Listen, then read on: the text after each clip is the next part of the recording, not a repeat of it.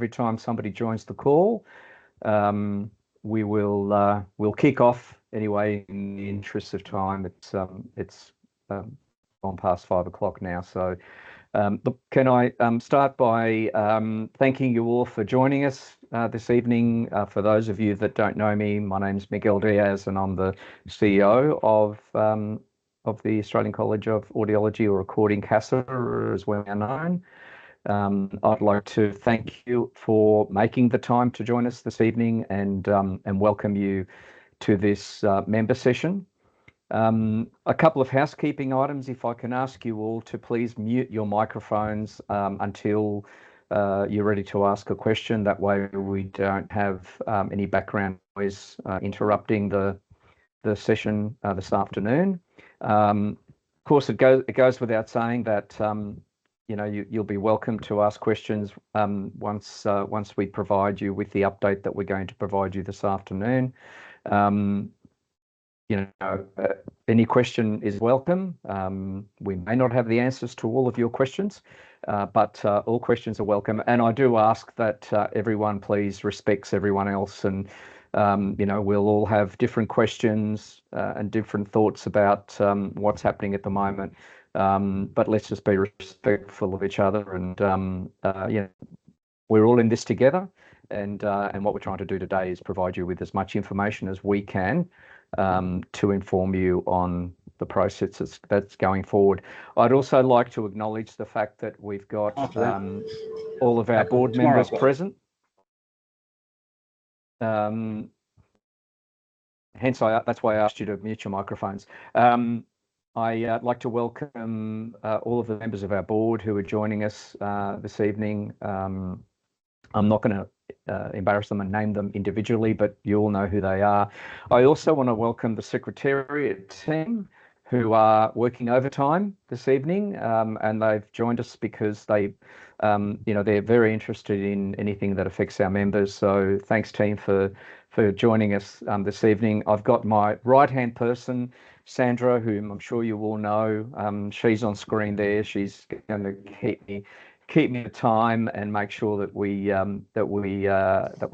respond to as many questions as we can this afternoon. So thanks, Andy, for being my right-hand person.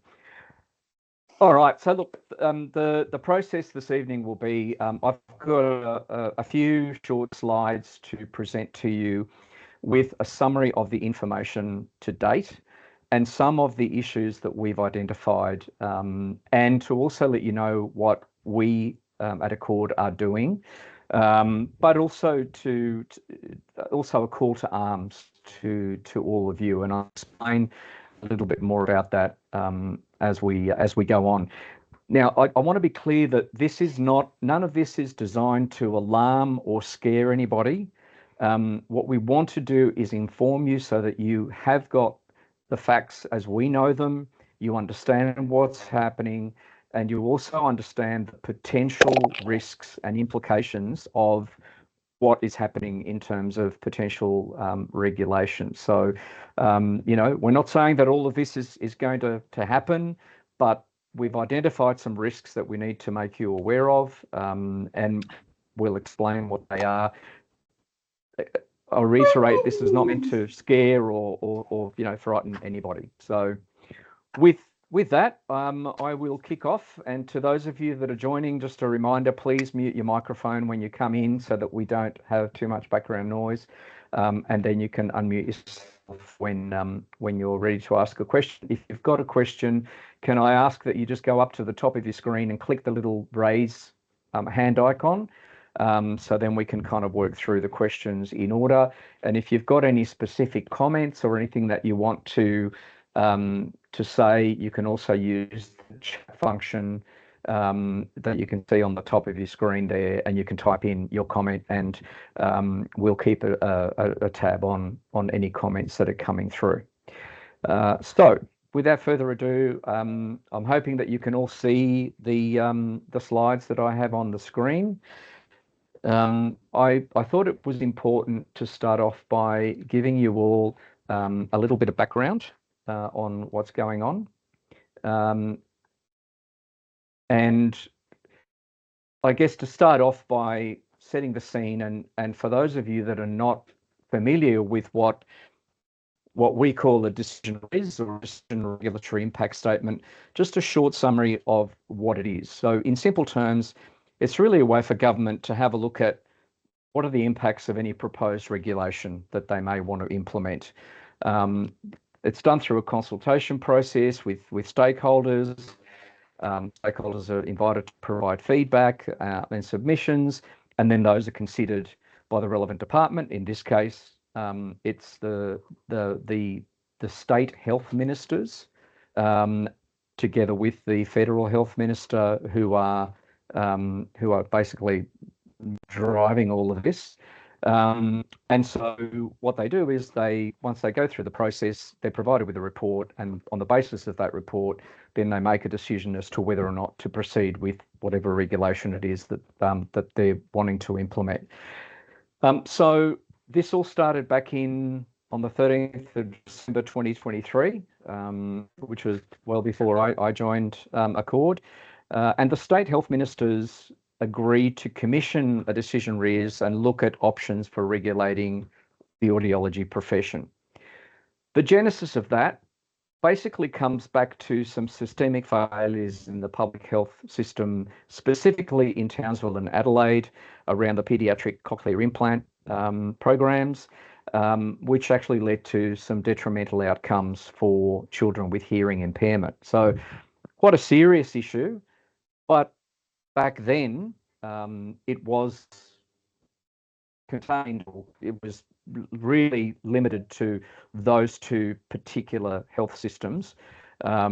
We've since come to learn that there have been other instances in other jurisdictions. However, as I'm sure you're probably aware, the number of clinicians that deal with pediatric cochlear implants is very, very small. So that was the genesis of it, and Queensland's former health minister led the establishment of the decision RIS process with the support of South Australia, obviously because they were the two states that were immediately impacted by what had happened, and they engaged Deloitte to undertake an external consultation process. What's happened since then, so that was the genesis of it, but what's happened since then is that the process has evolved now to include all audiologists, and I'll talk a little bit more about that as we go through.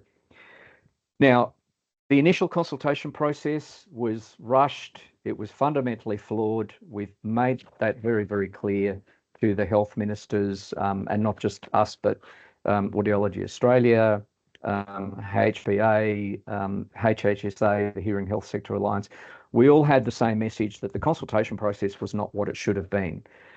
But we are where we are, and we can't change that. So I don't want to dwell too much on that, because there's really not much that we can do about that first phase of consultation. What we can do now is really influence this second phase of consultation. So that's a snapshot of the background. What we know so far, August 16 last year, 2024, the health ministers met and made the decision, considered the decision RIS, and agreed in principle to include audiology in the National Registration and Accreditation Scheme, or NRAS. But they requested further consultation with stakeholders, and they wanted to look at things like the cost to government of the implementation of this, what were the implementation risks, and then what were the potential impacts on First Nations communities. So they were the three key areas that the ministers wanted information on. Between the first and the second phase, we continued to advocate, as did the other bodies, to let the ministers know what our thoughts were and what our concerns were about all of this. Nevertheless, they went ahead. They agreed in principle, and the thing that they agreed to was that in the decision RIS, audiology is defined as the audiology profession only. So the audiologist workforce not audiologists and audiometrists. So the options that they've been considering to date only considered options for regulation of audiologists. And our message, which I'll talk a little bit more about later, is if you're going to regulate the sector, it has to be both. It's one in, all in, not part of the sector. What we also know is that ministers are pro-regulation. In fact, as recently as just before Christmas, one minister described it to us as a no-brainer. So the opportunity for us to actually stop this process and stop them from regulating audiology is significantly diminished. I won't say that it's 100% gone, but it's fair to say that the ministers are in favour of regulation. And with a move towards regulation looking more and more likely, our role has now been to make the case for the inclusion of audiometrists in any move towards regulation. Like I said, one in, all in. Let's not, just regulate one part of the sector and leave the other part out of that process. And the reason for that is we've identified some potential risks. And as I said at the start, this is not meant to, frighten anyone or harm anyone, but you do need to be aware of what some of those potential risks are if, as we believe, regulation will go ahead, and if, as is currently the case, it only affects audiologists. So you can see on the screen there, we've highlighted some of the risks that we've identified, which we've been very, very vocal with all of the state health ministers and the federal health minister. So, our belief is that if audiometrists are excluded from regulation, the potential is that audiometrists standing in the community could be diminished, right? If you're a member of the public, you might go, well, I only want to see an APRA registered audiologist, and audiometrists are not registered, therefore I don't want to deal with an audiometrist. That is a potential risk. So what does that do? Those of you on the call that are audiometrists, what does that do to your potential, your earning potential, career development opportunities, all of what we're calling unintended consequences of regulation. It may be that audiometrists are required to work under an APRA registered audiologist. So, if you run your own practice, you might need, if you don't have an audiologist in your team, you might need to employ an APRA registered audiologist, and all the audiometrists work under that audiologist. That is a potential of what regulation for audiologists only could do. It could be that hearing services providers may choose to only employ APRA registered audiologists. The other side of that coin is potentially that they could go, well, you know what, we actually don't want to go through the hassle of compliance with registration, with APRA registration, so let's just employ audiometrists because they don't need to be registered and they can fit hearing aids, and we won't worry about the rest. So there's a potential risk there of both sides, of both audiologists and audiometrists, where that could, again, potentially be a scenario. What will health funds do if only audiologists are registered under APRA?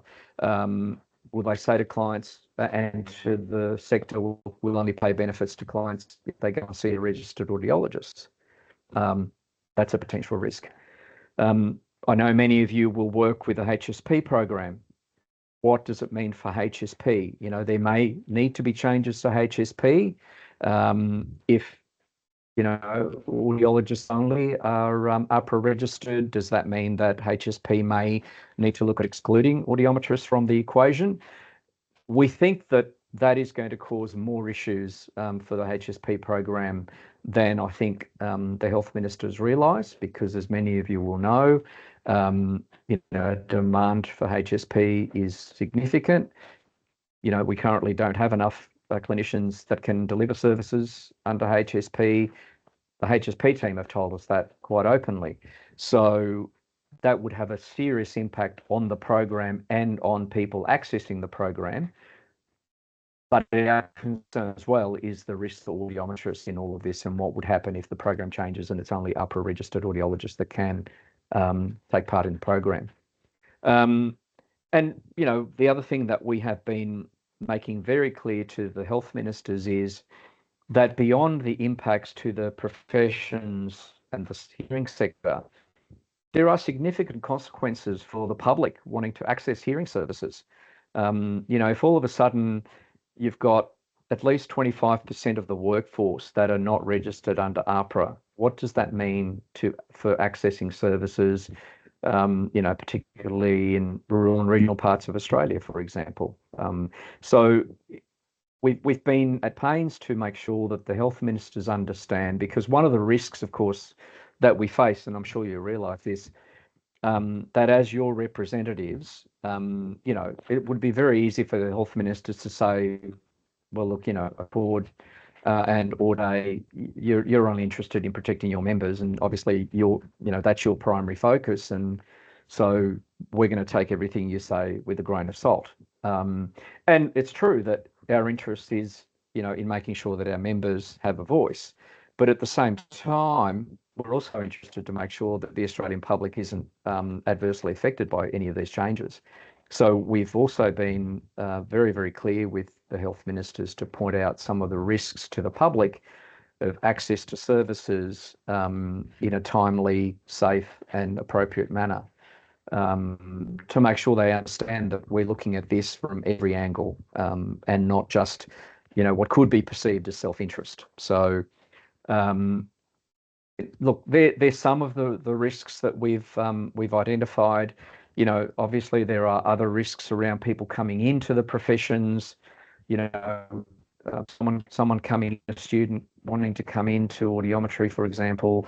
You know, what does that do to their aspirations if they go, well, you know, if I become an audiometrist, I'm not registered under APRA, you know, does that limit my career prospects? Not everyone will want to go and do a master's and become an audiologist. So there are a number of other unintended consequences that we don't believe have been thought through by the health ministers. So what have we been doing about it? Obviously, we took part in the first phase of consultation, albeit, as I said, the process was rushed and flawed. I came in on the very back end of that first phase of consultation and had a number of discussions with the project team about how it had been structured, and they themselves admitted that it had been rushed. We've recently taken part in phase 2 of consultation and met with Deloitte, who are the consultants that have been appointed to lead this stakeholder consultation.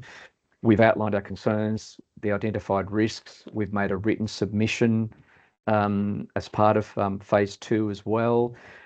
And we've also written to every state and territory health minister as well as the federal health minister, again outlining our concerns and giving them a copy of our submission, because we didn't want to risk it being diluted by a Deloitte report. So we wanted to make sure that the ministers themselves understood exactly where ACAud and where we were coming from in relation to the regulation issue.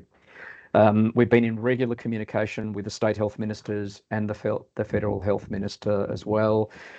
We continue to outline our concerns, outline the risks. As I said, I think we're at the point where we believe that regulation is coming nationally. We want to make sure that everybody is included and no one is left behind. We continue to speak to the state health ministers. We're hoping that we can meet with each of them over the coming months in the lead up to the final decision, which is scheduled for March, for the middle of March.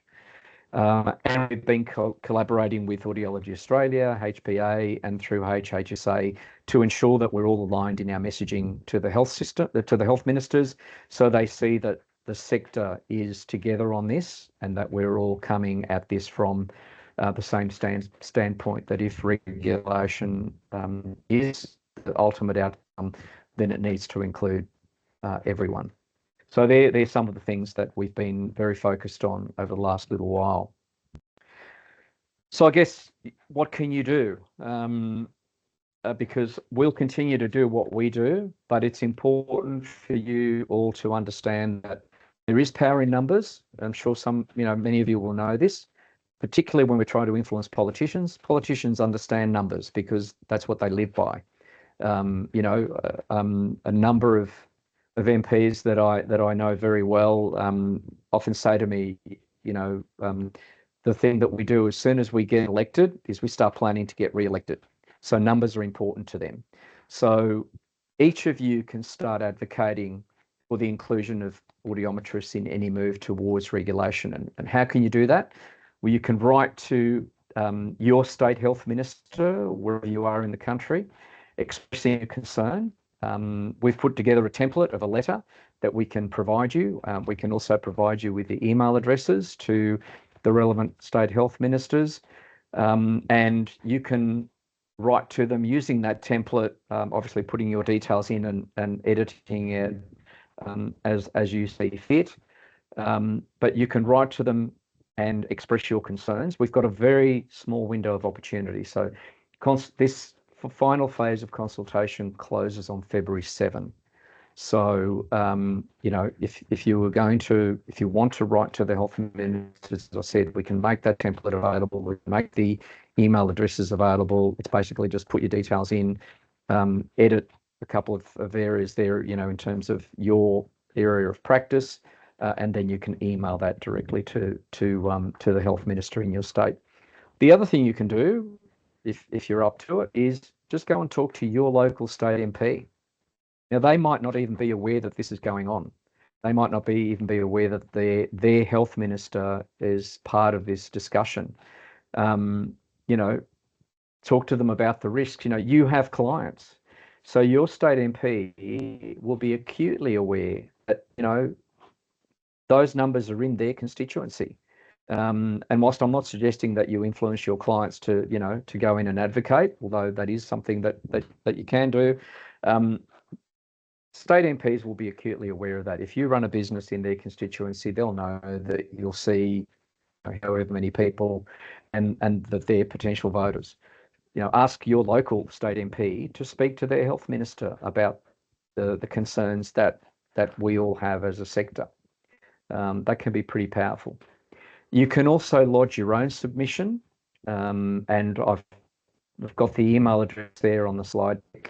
That's the Deloitte email. So they're taking all of the submissions, collating them all, and preparing a report that will go to the health ministers for their March meeting for their consideration and final decision. So there are a few things, and I would encourage all of you to take the time and advocate. We'll continue to push hard on your behalf, but it's important. Numbers do matter. And politicians listen to, if all of a sudden letters start landing on the health ministers' desks on top of what we and ACAud and others have been saying, the ministers will take note of that. And finally, to wrap up, and then I'll open the comments and questions, and I'll actually invite Kylie, Mark and Marguerite to also add some comments because they've also been involved in the consultation process. But just to wrap up this section of the meeting, whilst we think that regulation is inevitable, right? As I've said, the health ministers will likely go ahead with this. I've mentioned some of the comments that we've had. The reality is, and we've also said this to the health ministers, the reality is that regulation alone isn't going to fix the systemic failures in the public health system. You may be aware that implementing regulation will take years. What will happen to what's going to happen to the kids that are still having issues in the public system with the cochlear implant program? That's not going to be fixed overnight. So regulation alone is not going to fix the problem, but it will bring with it unintended consequences that I've spoken about already. The other thing is, some people will welcome regulation, and I am aware that some people within the profession are pro-regulation, and we're not against regulation per se. However, people need to understand that regulation brings with it increased levels of compliance, which means increased costs to both the business and the individuals. There'll be APRA registration fees to pay. We don't know what they are as yet, but there will be an increase in costs. There will be an increase in compliance measures, administration, etc. So regulation brings with it a whole lot of other things around it that that are going to take time. They're going to cost money, and they're going to impact individuals and businesses. So, when we go into this, we need to go into this with eyes wide open and ensure that we understand what this means for the profession. As I said at the start, there may be questions that you have tonight that we won't be able to answer, because the reality is it's still an ongoing process. We don't even know what the implementation of this is going to look like. That's something that this phase of consultation is looking at, but we don't actually know. We don't have timelines. There's been some timelines thrown around, which I think are very unrealistic, but it will take years. And so there are a lot of things that are still to be worked through. But we just wanted to make sure that you were all acutely aware of what's been happening, what we've been doing about it, and what risks we've identified, because it has the potential to impact everyone within the profession, including the two bodies, the two professional bodies, Audiology Australia and ourselves. So there's a lot riding on all of this. Now, I'm going to just bear with me while I close my presentation down so that I can see everybody. Well, I won't be able to see everybody, but I'll be able to see some of you. Before we take questions, and again, just if you can put your hand up if you've got a question. I might throw to Kylie. Kylie, would you like to add any thoughts or comments? And then I'll throw to Mark and Mark to also add some thoughts and comments, given that their involvement so far. Sure. Miguel, can you just confirm you can hear me? Yes, loud and clear. Excellent. I had a slight panic because my computer completely shut down before, and then I was worried my microphone wouldn't connect back on. So thank you, Miguel, for that detailed presentation, and also thank you to everyone for attending tonight. For many of you, I'm assuming it is probably your first week back to work after the Christmas New Year break. So if it's been a hectic couple of days, we very much appreciate you taking the time to join us tonight. I just want to reiterate a couple of things that Miguel has already mentioned. First of all, being that ACAud are advocating very strongly on behalf of our members. And your contribution in any way possible, in any form of advocacy, is sort of vitally important in this. So as mentioned before, and I put it in the chat as well, we will certainly share that template. If you would like to use that template to go and speak to your local member, take it to your local health minister, however you see is necessary, that would certainly help us with what we're trying to achieve here. On that note, I personally reached out to the Honourable Chris Picton, the South Australian Minister for Health and Wellbeing, just before Christmas. Being local to South Australia myself, I thought that it was a great opportunity to meet with him. Minister Picton's office actually contacted me today, and his office have agreed to a meeting, and I'll be scheduling a meeting with him very soon. I'm just waiting on hearing back from them. Also, with what Miguel had said, by providing you with this information regarding the outline potential risks, and I am following the chat, and I know Luke put in there that he would like the slide up again of these implications. Luke, I haven't ignored that. We will bring that up in a sec. We're not doing this to alarm or raise any significant concerns. We just want to ensure that members are informed and that they understand the potential risks that ACAud have identified, because these are risks that we have thought of ourselves. We don't know if these risks will absolutely come to fruition or not. However, if we feel they've been raised in our minds, then we want to make sure that they are raised in the members' minds as well. And it wouldn't be right of us to keep that to ourselves and not to share those concerns that we have. On that note, myself as ACAud Chair, Miguel as our CEO, and any of our Board of Directors would welcome any discussions with any of our members regarding anything, but certainly regarding this at the moment, because we are seeking as much member engagement as possible. So please don't hesitate to contact me at any time to discuss whatever is on your mind. And again, thank you all for joining us tonight. I will go back up to the top of the chat in a moment and we'll work our way down.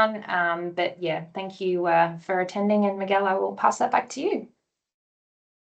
Thank you, Kylie. And yeah, and just to add to that too, for the benefit of all our members, our board are right across this and incredibly engaged, and I thank them for that. But I might hand over to both Mark and Marguerite, maybe in that order. Both Mark and Marguerite have also been involved in the consultation process, and they've got also a very unique perspective in that they practice in regional and remote parts of Queensland as well. So, Mark, would you like to kick off? Thank you, Miguel. Good afternoon, everybody. As Miguel has pointed out, this whole process started a little while ago, and it started from a very disorganised manner. The Deloitte's process was badly informed and was pushed very much by a particular state government and pushed to be done rapidly because I think they wanted to have an announcement to make before the state election. So it started as a very narrow focus, as Miguel has pointed out, but has now become all-encompassing right across the hearing health landscape. ACAud has worked very hard on your behalf since its inception to remove the discrimination between audiometrists and audiologists. And what we've got to realise with this is that it's not an us and them against audiologists. Also, we've got to realise that AHPRA is not the enemy either, because they haven't sought this. This is being sought by state governments and as an easy way out without looking at the unintended consequences. Now, some of the issues that may arise if this happens without us involved is that the cost to rural and provincial businesses is potentially devastating because we know how hard it is to attract staff. And if somebody wants to push that button upon legislating in one direction only, it's going to make life very difficult. So I want to stress that your voice is absolutely, totally important. And every person that you can reach out to and state the case for our involvement is another way of achieving what we need to achieve, which is that equality that we know should exist. One other aspect that I'll finish on is that there is a potential risk to the PPBs. AHPRA is going to potentially look at running their own continuing education programs outside of what the PPBs are going to deliver. And it's going to be very difficult to potentially justify membership of both a PPB and your AHPRA compliance costs. So we have two professional bodies in Australia which do an excellent job at providing educational opportunities. So we don't want to lose them. That's part of the history of our profession in Australia. Thank you. Thank you, Mark. Marguerite, is there anything you'd like to add? I can't see you, but I'm assuming you're still there. I am here. I'm definitely here. Look, I've looked at, and the board, of course, have looked at both sides of this. I guess one of the biggest things is where we all sit within the HSP program. That we don't have a definitive answer on that at this point. It would seem, almost unimaginable that they could take away something that we've been effectively practicing and providing services under. But at the same time too, they do have, if you look at any of the allied health, it's at an ACAud F7 level, which is a bachelor level. It's why we have been trying to get that bachelor up and running.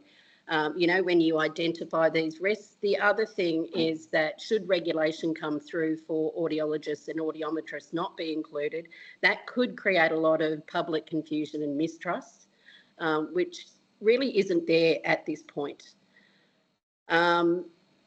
Whenever we think regulation, you know, you're thinking of all those other things of what happened during COVID and this could happen. I think the biggest concern that I have is we are a profession and we have been working collaboratively with audiologists for years now. It concerns me that the government really doesn't have quite a clear picture of what we're doing, no matter with all the things that Miguel has been doing, and he's been leading ACAud extremely well and most definitely advocating for all of our members. Yeah, I guess I would like to see the profession taken across as a whole, because basically otherwise our education can dry up, because I see then the death potentially of audiometrists, and that's what scares me. Yeah, that's my 2 cents anyway. Thanks, Marguerite. Now I've just pulled up the chat. Kylie, do you want to? Do you want to go highlight through the chat first, or do you want to ask for questions from the floor first, Miguel? I can go through the chat if you want. Yeah, look, and I think you made a comment. Someone asked if we can put up Luke the potential asked risks. to put up the risk. Yeah, can you put up the risk slides again? Do that. And I'll work my way down the chat while that's maybe up on the screen as well. One question here from Alex: has there anyone done a poll on the audiometrists themselves to ask if they even want to be a part of APRA, and if they feel like the risk versus benefit is worth regulation? The short answer to that one, Alex, is no, we haven't done a poll with that specific question. It would be something very interesting to do, but I guess our main focus at this point has been that we're so concerned about the potential risks that we haven't really paid as much attention at all really to any level of benefit, with audiometrists being excluded from regulation. Miguel, did you want to mention anything in that? Yeah, look, and I guess the other point to make is the brutal fact of it is governments will regulate as they see fit. And as we believe, you know, they're going down this path of regulation, if in our view, if audiometrists are not included, and I've just put up the potential risks that we've identified, you know, if it's going ahead anyway, then I think the risks far outweigh the potential benefits, because and these are the ones that we've identified. There could be other things that come up that, you know, that we won't know about until it happens. But, you know, the reality is we have no control over whether government regulates or not. The decision will be made by the state health ministers. It's not even a federal government decision.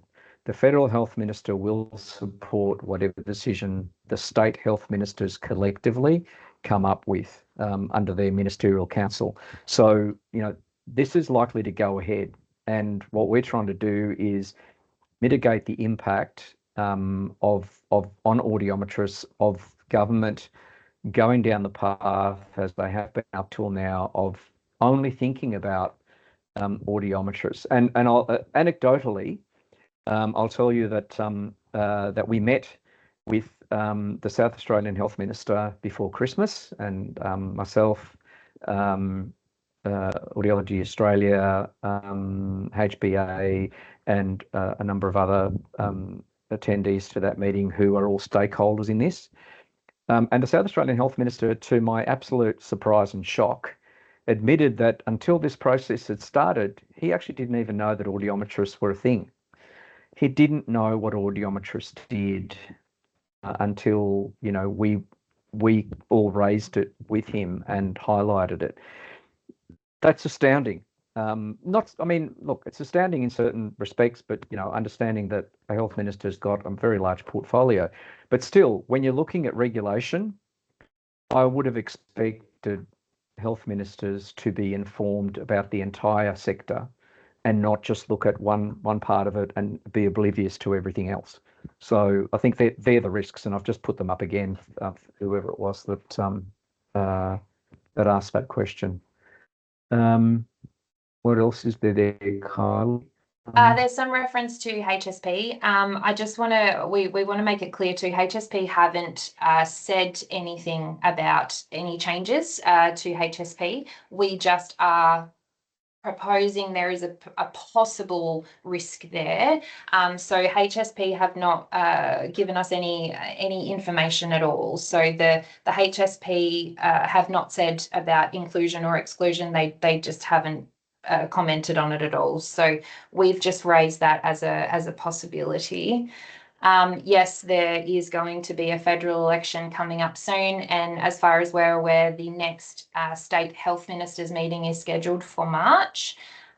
If the federal election is called, we don't know when it's going to be called yet, but probably quite early in this part of the year, that meeting may get moved. But again, we don't know that. The Deloitte's are working towards the health ministers meeting being scheduled for March for their paper that they will be presenting. But what happens from there with regards to the federal election, it is a possibility that might change their meeting potentially.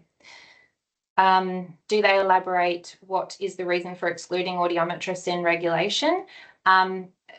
Because we're working with Deloitte's, we're not actually speaking directly with the health ministers to be able to ask them that question necessarily.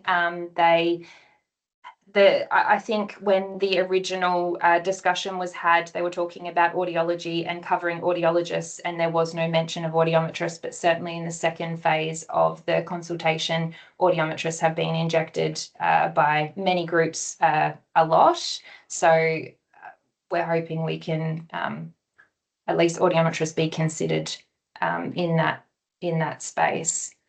Yeah, Kylie, and just to add to that, because there's also another comment I can see there about that someone's obviously been reading consultation paper too, and yes, there are some unintended consequences listed in that, and the question is why are they hesitant to regulate audiometrists? So if I can explain just very quickly the process, and this is all to do with bureaucracy, right? Once the decision RIS is stood up, it is stood up on a particular issue with a particular focus. In order for them to amend that, they generally have to go back to the beginning and start again and redo the consultation because it's broadened the scope of the decision RIS. Or the other option is that they stand up a second decision RIS to include audiometrists and have two sort of jointly running, one for audiology, one for audiometry. I think that's the hesitancy and that's the reluctance, but we're pushing to say, well, there's no reason why you can't go back and revisit the scope and include audiometrists in there. But it's purely a bureaucratic process thing that, this is the way we do it and this is the way that, that we're going to proceed with it. But, we're hopeful that if we put enough pressure on them, they will go back and revisit the scope and broaden it and include audiometrists. There's a question here about have the hearing aid manufacturers been informed about this issue? To the best of my understanding, Miguel, you can probably talk at a HHSA level a bit more on this one. HAASA are aware, I'm assuming, of obviously what's going on here. Are they putting any submission together as part of this process? Look, I don't know whether they put a submission in, but everybody is acutely aware, and Mark's also been part of all those HHSA meetings and conversations, even prior to me starting.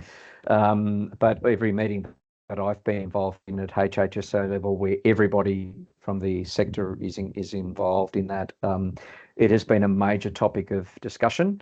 Lots of questions, lots of frustrations. So everybody is acutely aware of what's going on. Mark, I don't know whether there's anything else you want to add to that. Both HAASA and HCIA are very much aware of this through their involvement in the HHSA.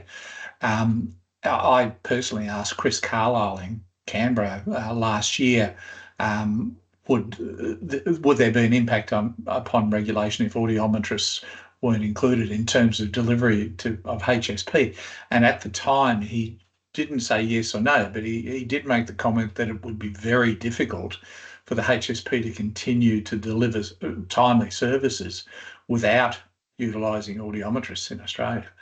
But once again, that's his personal opinion in that regard. This is going to come back to the state health ministers pushing this. So I'm sure that HCIA are very much concerned about it as well, because they obviously employ a lot of us. Mm-hmm. Yeah. Yeah. So I'm just trying to eyeball this as quickly as possible, but when I start on one, there's lots more that come down the bottom. Yeah. So I'm just reading one here. So if audiometrists are included in APRA scheme, will ACAud fold? Well, yeah, we don't know. I like Luke's comment though. Yeah. He would still pay both memberships. What we don't, and anyone who has any understanding of exactly how APRA and regulation work, I would love to sort of hear, because it's something that we've never really had to worry about before. But I guess, does ACAud and Audiology Australia become a luxury purchase? Does it mean that, yes, we can continue to exist, but it's not sort of a mandatory membership anymore, like you need to have, obviously, to meet your HSP obligations? So I think we don't even know the answer to that, as to whether ACAud would continue to be able to exist if it goes down this path. And look, and the reality with APRA registration is APRA will have their own compliance requirements, their own educational requirements. So they will with other health disciplines, they run all of that. They manage all of that. They oversee a lot of that. So yeah, as Kylie said, we're unsure of what our future will hold, but we have again, been clear with Deloitte in the consultation, because that question was asked of us by Deloitte. And I did make it clear to them that there will be a significant commercial impact to ACAud, because, as Kylie said, it would become a luxury purchase, and it would not necessarily be something that would be required under APRA. So that is a risk. But, again, we don't have all the answers to that. Deb's question on, is Audiology Australia on board with audiometrists being included?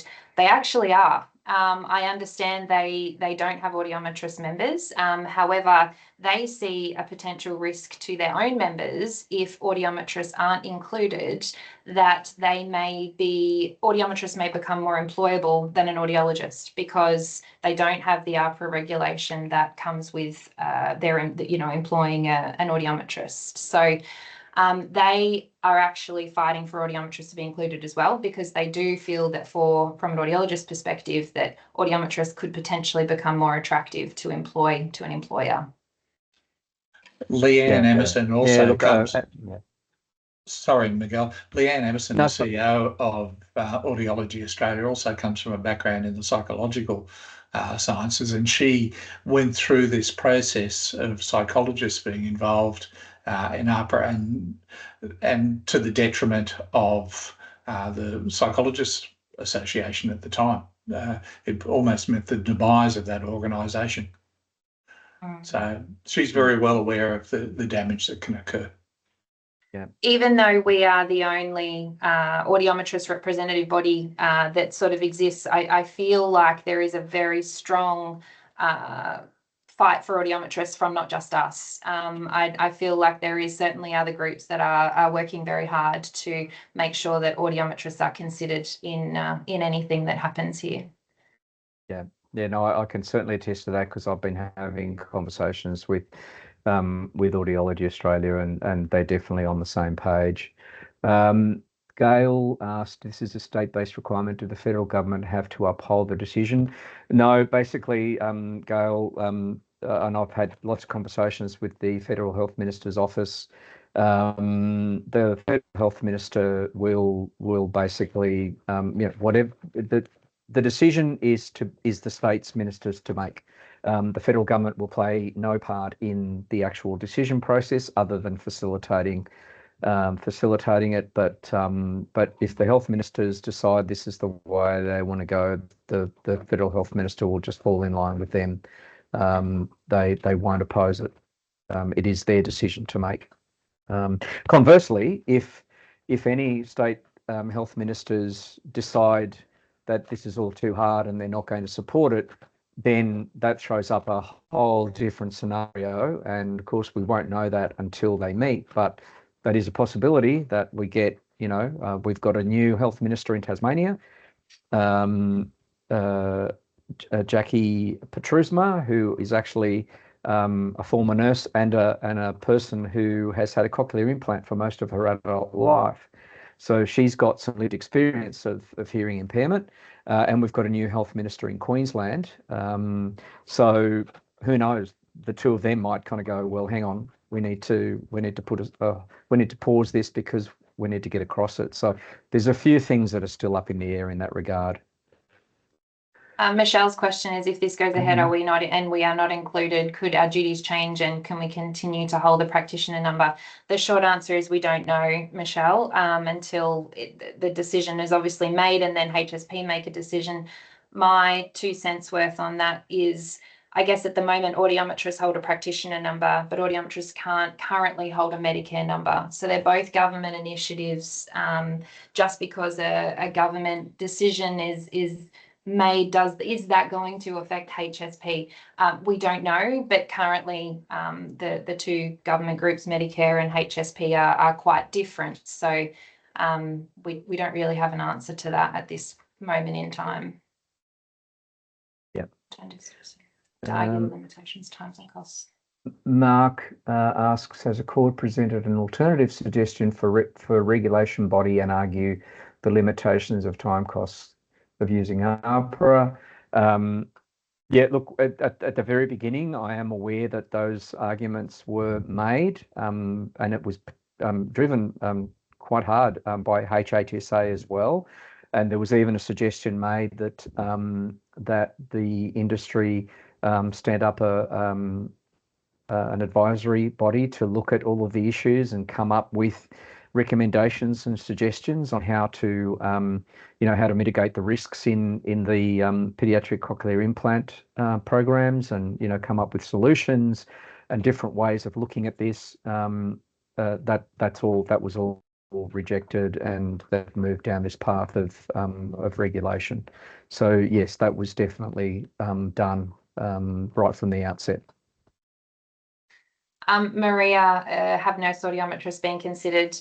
My understanding is prior to sort of us getting involved, diploma and bachelor audiometrists weren't considered. So nurse audiometrists, I don't imagine were, but we haven't brought them up in our specific submission, but it is certainly something that we could consider bringing up.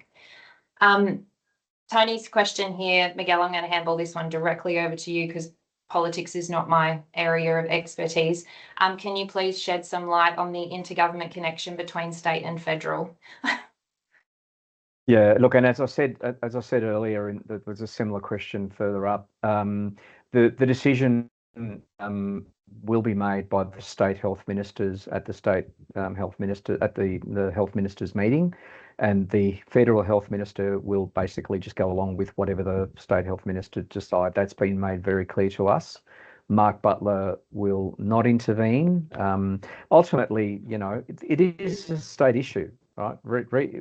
Even though it's federal regulation through APRA, every state jurisdiction will need to ensure that this is, if it goes ahead, that this is implemented and is up and running within each of the states. So it's in the state minister's court, which is why we've been pushing so hard with each of the state health ministers individually to ensure that they understand what the unintended consequences of this are, particularly if they don't include audiometrists. But we've also made it clear to Mark Butler, the federal health minister, so that he's aware of what we're telling the state ministers as well, so that when they get together and have those meetings and have those discussions, they're all being given exactly the same information. But yeah, Tony, to your question, Mark Butler will just go along with whatever, looking at the process, as Mark said, it was started by the former Queensland Health Minister, Shannon Fentiman. Right, she was the one that drove this and got everyone to agree to commission the decision RIS. Mark alluded to some of the reasons why, but she was the one driving it. And at no point did Mark Butler say, "Oh, look, I don't think that's a good idea," or "Look, that's an issue for Queensland and South Australia." He let the state health ministers run with it, and it was their decision. So he will stand back and basically agree with whatever it is that they decide to do. Ella, I have no idea who will hold the DRS and HRS exam for overseas audiologists. I guess if ACAud, we have no idea what that's going to look like moving forward. Fatima, yes, we will absolutely be taking these questions down, and as soon as we have answers to them, we will share those answers. We're certainly not being coy or secretive with anything. We are literally telling all of our members everything that we know, and there is so many unknowns for us to be able to tell all the answers to right now. It's a little tricky, but yes, we will certainly seek those answers. Worst case scenario, better strength. Yes, Merrin, what a fantastic thing to say, and the status quo would certainly be suggested, but that is not there was a bunch of recommendations provided to the health ministers, I think, and the status quo wasn't one that they had agreed to at that particular meeting.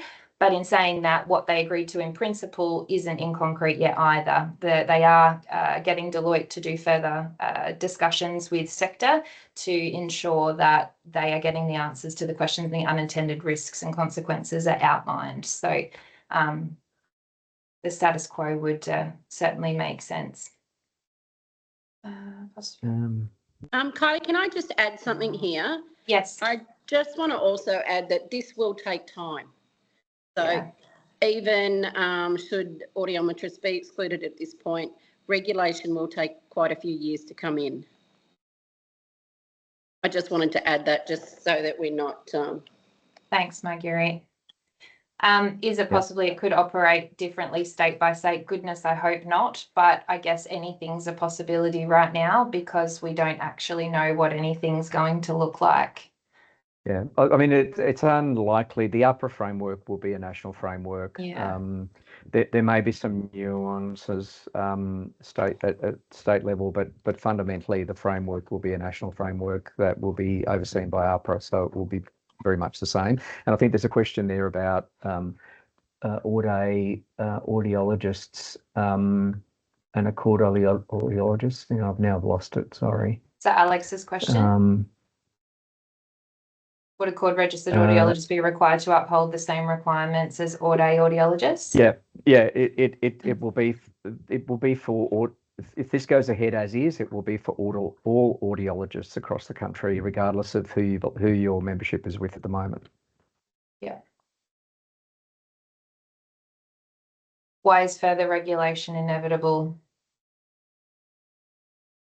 Oh, well, look, I guess it's one way for government to solve problems that are too difficult for them to solve themselves. I'm being a bit cynical here, but I've been in and around politics and governments long enough to know that when in doubt, regulate or legislate, because it's an easy way for government to kind of the cynic in me suggests wash their hands of things. If we look at the issues where they started, and I've read the Queensland Health Report into Townsville, it's very clear that they could have done some things at a state level to fix the issue, but the minister, for her own reasons, chose to go down the path of regulation for the whole sector. So it based on the feedback that we've been getting, we believe that the health ministers are pro-regulation. The unknowns, as I said, are the two new ministers from Tasmania and Queensland, who are brand new to their portfolios. They could be the ones that throw a spanner in the works here, but I think the rest of them will all fall into line. How easy would it be, Miguel, to invite all of the state health ministers for a discussion? Oh, we've tried that, and we've tried that through HHSA, and the answer Yeah. was no. We tried through HHSA to request that HHSA be the representatives from HHSA be present at one of the health ministers' meetings, and the answer was no. So we have tried that. That's why we've gone individually, one-on-one, and tried to speak to them one-on-one, giving them all exactly the same message, so that when they come together, they've all heard exactly the same thing. But that would have been fantastic if we could have done that. Yes. Certainly, it has been a case of Miguel and members of the board have had meetings with state health ministers as well as HHSA. So the meetings have occurred, but as Miguel has pointed out, there's an ignorance about the profession that is highlighted by their inability to understand that there are two different groups performing the same sort of duties. Yep. Yeah, agreed. Andrew asks, a thought bubble on the bigger picture. Why is further regulation inevitable? I think we've sort of covered that. The argument could be where we are already highly regulated through existing bodies and extremely efficient and effective as a result. I guess reading between the lines with what the discussions certainly that I've been involved in and so on, I don't know that the health ministers have that view. It's the ministers who will make the case, so One Avenue could be talking to the opposition. Yeah, look, and we've certainly tried that. The issue, obviously, with the opposition is that the opposition only becomes relevant during an election at state level, because that's when, things could change, and both the opposition and the government at the time will listen to different arguments. We certainly pushed really hard during the Queensland state election, and I've reached out now a couple of times to the new health minister to set up a briefing for him so that we can bring him up to speed with all this. I've given him full written brief on things to date, but it's harder in a non-election year to get the opposition to be, one, interested in something like this, and two, proactive, because the reality is there's benefit to the opposition for a start, if we're not in an election year, and the state health minister doesn't really have to listen to them because they're not in, they're in government. So yeah, that's politics at play, unfortunately. It's much easier to do when you've got elections on and numbers are tight. Then it's a lot easier to get politicians to to commit to decisions or commit to things that you want them to commit to. But I agree. Ordinarily that would be something. Yeah, and we have done it. We've done that in Queensland, as I said. The discussion, we've discussed that about the ministers. Oops. Yeah. Kate makes a point that the impacts would, even if it takes a few years, the impact on employment decisions for small business would be immediately, is a waste of time taking audiometry students in the near future. I would certainly like to hope not. We don't want to see this as the death of audiometrists moving forward. We're going to fight with everything we have for that not to be the case. But it is not a question that we can actually answer at the moment, unfortunately, because we just don't know what that future is going to look like. There was a question further down. I will come back up. Helen was asking, when do you anticipate a decision? As I mentioned before, the health minister's meeting is scheduled for March, but we don't know whether that will go ahead or not, pending the federal election and that meeting staying or being moved. That's really up in the air. But if it doesn't get moved, they're meeting in March, and we would anticipate something shortly after that. Yeah, so just to let everyone know what the timelines are for the consultation phase. So the second phase of consultation commenced on December the 9th. It will finish on February the 7th. The Deloitte then must have the report to the Decision RIS project team, currently based out of Queensland Health. And then it will go to, so that report has to be completed by early March, so that it can go to the Health Ministers meeting, the March meeting. But as Kylie said, with the federal election looming, and my understanding is it could be anywhere between from February onwards. It could change, you know, that could push the meeting back, but they will still have that report completed. Deloitte have to have that report completed by beginning of March. Do we want to see if anyone wants to actually ask a verbal question at all, Miguel, or do we want to just leave it in the chat?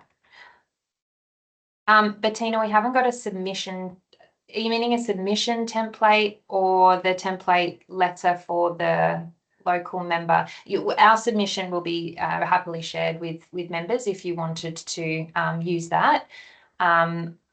And then we're going to obviously send an email out to all the members with the template that we would encourage you to use and edit as you like for the your local member as well as your state health minister.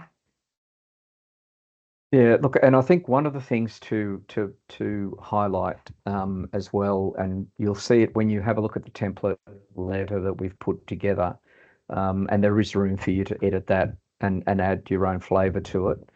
You know, I think it's really important for each of you, those of you that decide to go ahead and send the letter, to try and just outline what you believe some of the impacts will be to you and to the people that you serve, to your clients, patients, whatever you call your the people that you see, because you know what I know about politicians is when someone tells them a story and it's a personal story about, you know, the impact of something on them or the people that they represent or serve, they tend to take notice of that. So, you know, when you look at the letter, you know, don't be afraid to, you know, if you want to, just maybe highlight what you believe the impacts could be to you personally, professionally, and also the impacts to, you know, to your clients, as I said. You know, every story is important and it will affect everyone differently. So, you know, not everyone will be in exactly the same situation. Not everyone will be affected in exactly the same way. So it's important that the health ministers understand the impact of this on individual people, because that's what we're talking about. At the end of the day, this is going to affect people. You know, it's easy to step back and go, oh, yeah, it's regulation about the sector, but ultimately this impacts individuals. And we need to make sure that every individual has a voice in this.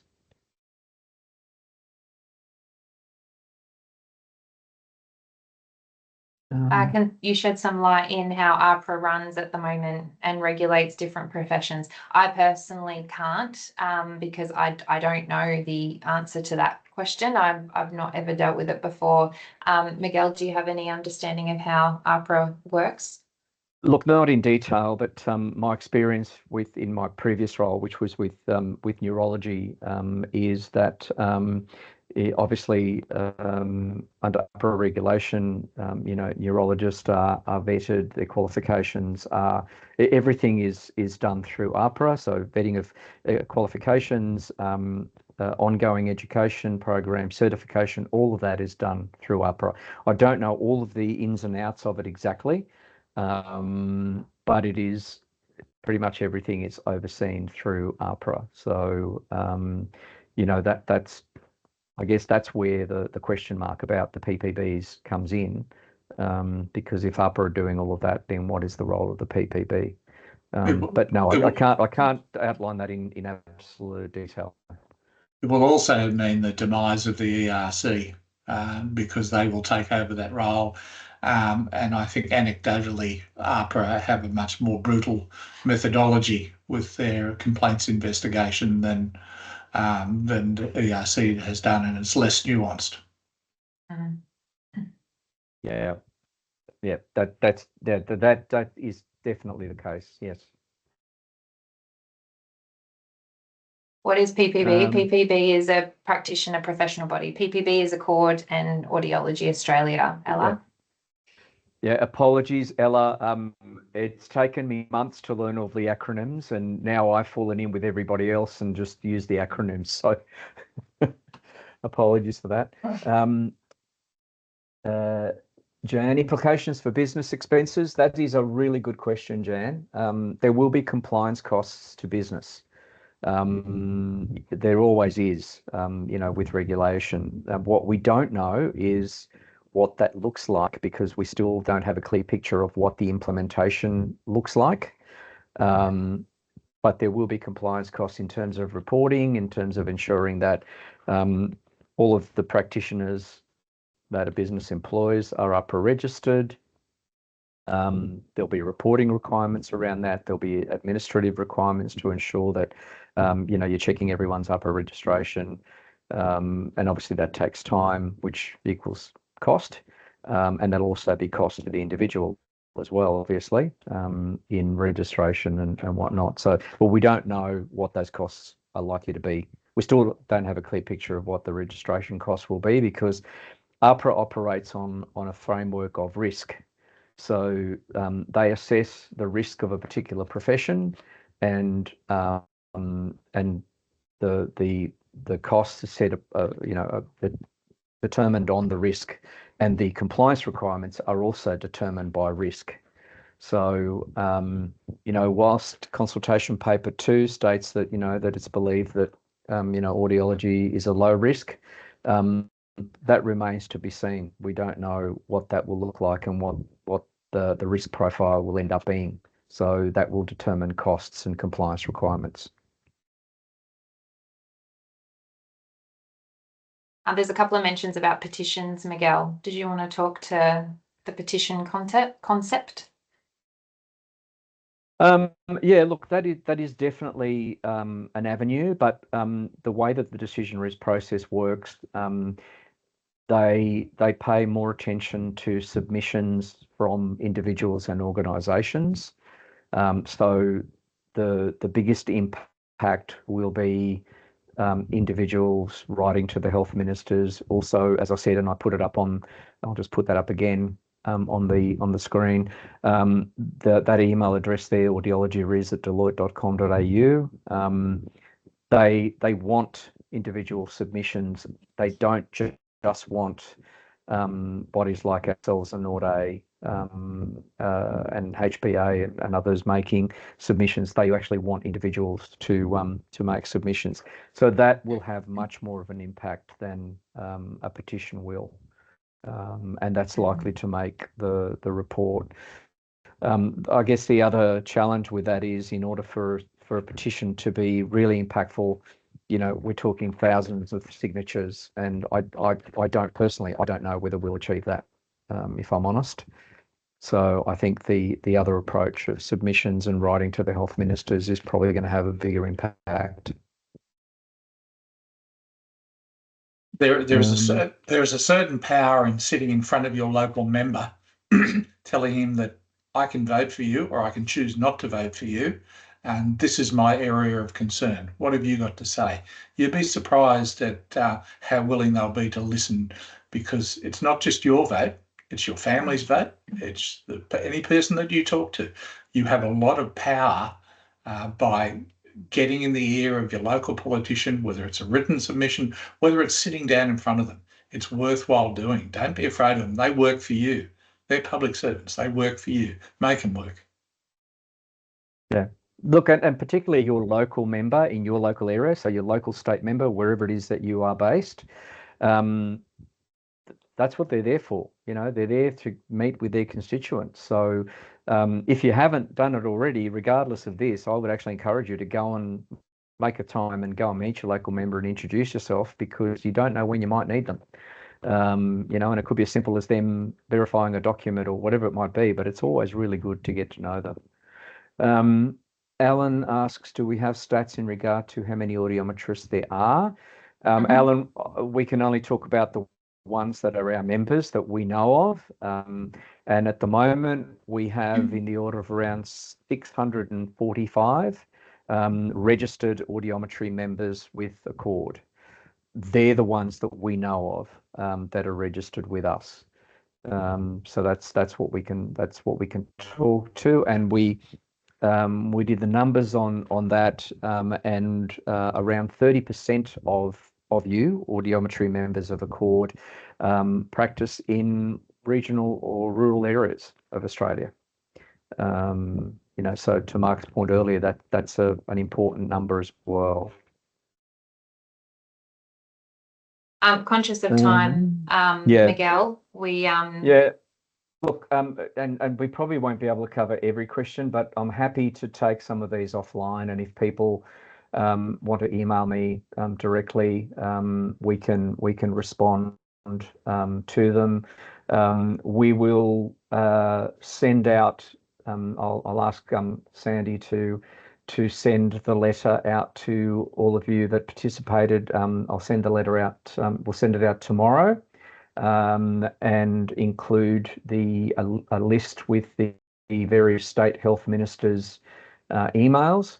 As I said, we've got a narrow window till February the 7th, so I would encourage you to please use that template, send it off to the health minister. Regardless of what state you live, if you want to send a letter to every state health minister, even if it's not the one in your state, that's fine. But you know, obviously, if you're in a particular state, your state health minister will recognise you as a constituent, and therefore, you know, that's important as well. But we'll get that out to everybody tomorrow with the email addresses, and I can't reiterate enough. Would encourage you to send that before February the 7th. And if you do get a chance, you know, go and meet with your state member and voice your concerns as well. But please send through any questions. You can send them directly to me, CEO at ACAud.org. And if there's something that I don't know or I can't answer, I will endeavour to find out for you, and we will get back to you.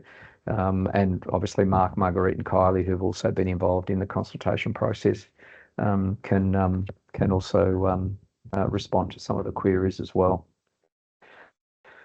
So look, thank you very much for your time, your interest and your participation in this. As I said at the start, you know, we are all in this together, but we are actually stronger together.